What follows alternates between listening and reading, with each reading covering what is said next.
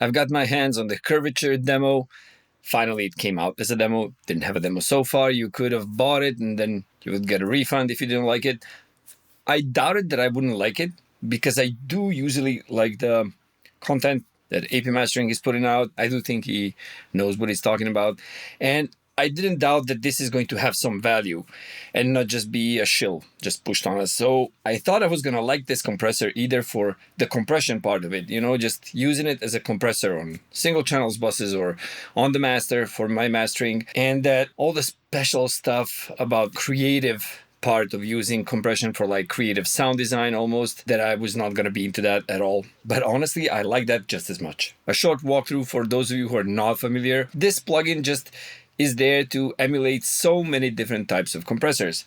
And it just bears to show you that what all those different compressors with all their different GUI user interfaces are, is just different kinds of curves for those envelopes of the attack and release. Now, do they add some saturation on top of that? Well, that's also possible. But it's this attack and release curvature that gives you the sound, that gives you the character, so to speak, of the compressor. And this one has so many different curves already programmed into it. The first thing I tried out was the classic, then the analog. Of course, I wanted to see what the analog is going to sound like. But what you can do is choose one of these models, which basically shows you in the boxes what is the attack and the release curve like. And then having that, you can also affect that attack, release, and if you go to the scientific, page, you can control some of the more advanced features. Honestly, most of the people are just going to need this, the attack and release values, maybe not even that, maybe just some presets for the attack and release being set for each one of these models. But if you're really going to go into this scientific mode, well, you have the attack and release as a continuous value in this mode, and also you have usually the kappa and theta settings, which mostly, as I understood, control the curvature of the attack and release. So the curves of the attack and release, even though they do have a preset kind of shape, they can be modulated and changed to give you so many different flavors of compression, so to speak. So to start off some demos, let's start with a classic and some presets.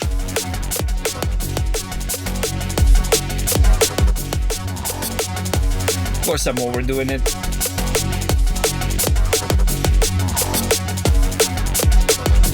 Let's try another preset.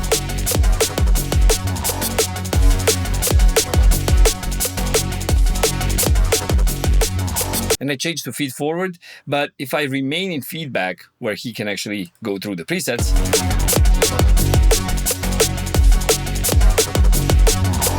as I mentioned, I really like the way it sounded as a compressor and the multiple flavors it can create, even the linear one. The second one I tried was the analog. The third one was the linear. Try some presets. Even those are linear, you can bend them using these advanced controls and make them curvy at the summit so they don't sound as unnatural. What else is there? So it's a compressor.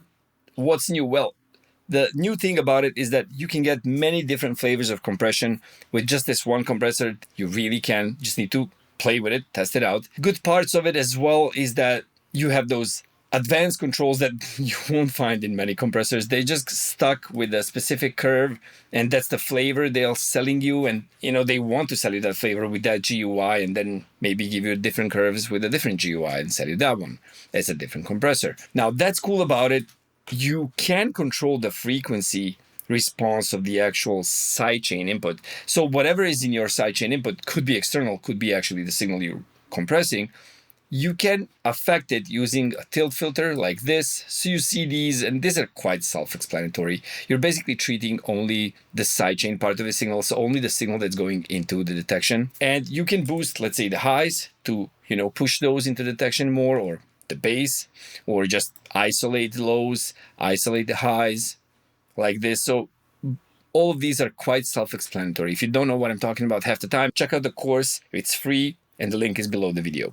And aside of this, you have some settings for the GUI, and you can set a GUI for only this instance of the plugin or globally for all instances of the plugin in the project. Another really interesting thing was this algorithm right here. Now, I'm not going to even pretend I remember the name of the people who invented this algorithm. And it was basically for stock market trading. When he evaluated it, the behavior of the stock market algorithm could be used for dynamic processing of audio, of amplitude. So, and then he replaced those inputs by the common parameters we have for compression. So ratio, threshold, attack release, whatnot. And then you can compress your music using a financial model used for, it's the stock market trading. And we could try that out too.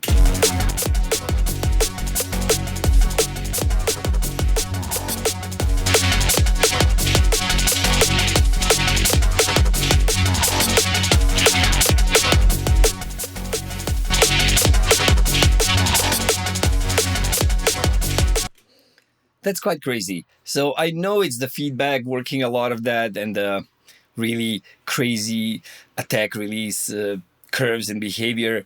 But actually, as I said, creatively, I liked it as much as I did the compression part of it. I think that the only point right here that I don't like about it is the decay that's apparent on these meters right here. So the input, output, and the gain reduction. Whenever you have those, and check them out.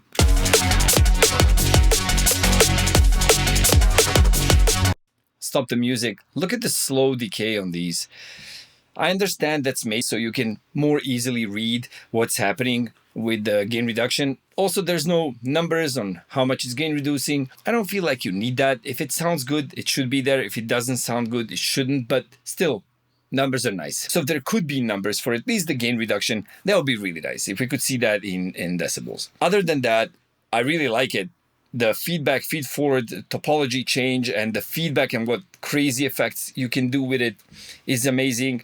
I suggest to everybody to just now, when the demo is actually available, download the demo and check it out for yourself. So many different flavors of compression in one compressor alone. And even though it emits the white noise every now and again, you can test it out and see if you actually like the way it behaves.